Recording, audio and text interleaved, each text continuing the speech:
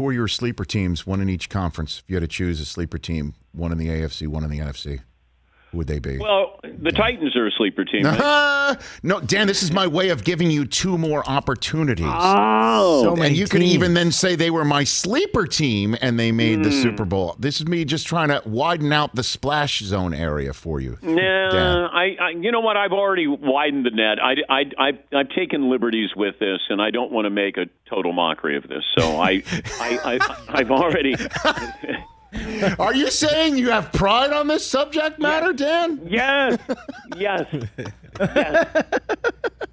The Titans and the Rams are my sleeper teams. Okay. Yeah. Well, I mean, they're teams that you have to. The Chargers are one of my sleeper teams. I'm going to say it later on. I'm kind of revealing it right here. See, I've gone all in on the Chargers before, Rich. I like them, Dan.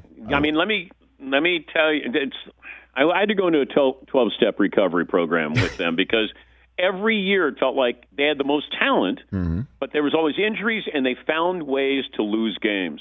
And as much as I love their head coach, I do, and their quarterback is talented, yes, and you got a couple of very good defensive players, some sneaky offensive players, I've learned my lesson. As much as I like them to make the playoffs, I just can't go all in on, boy, this is a sleeper team. So then who's your MVP prediction for this year? I said Mahomes just because I think we expect so much now. Josh Allen was, oh my God, he's up there for the MVP. Right. Then when you're supposed to win the MVP, you don't. It's really hard to go, I'm going to live up to the expectations. And I could make a case that Josh Allen was as valuable to Buffalo as Aaron Rodgers was to Green Bay last year. Right. Because Josh Allen did everything. He had Stephon Diggs, but I didn't think they had a great offensive line. I didn't think they had, their running game wasn't great. I just think there's so much hype and pressure on him, and it's really hard to live up to those expectations. I don't think Rodgers could put up something that would be an encore performance where the voters would go, and we're going to give him back-to-back MVPs. Mm-hmm. I think Mahomes sort of goes, hey, guys, remember me?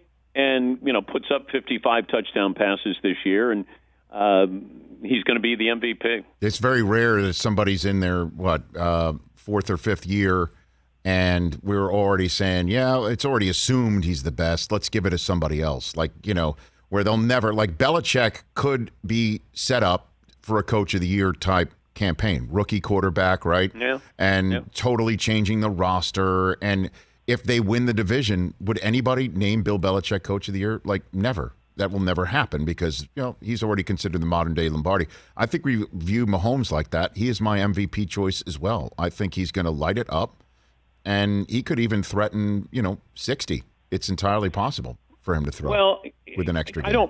Phil Jackson may have won coach of the year once or twice. Right. Chuck Noll, I don't think ever won coach of the year in the NFL. We don't honor those who have talent or are supposed to win. But it's really hard to win when you're expected to win. We love the story that comes out of nowhere where you go, wow, he did a great job with that team. Even at 7-9 last year, I thought Belichick did an unbelievable job. He got guys who opted out, and you had Cam who couldn't throw, and he somehow, they were really close to making the playoffs. And, I know that people don't want to hear that Belichick did a great job and they went 7-9, but in my mind, it truly did a great job last year. Hey, you watched all the way to the end. Thanks for that. Watch more right here.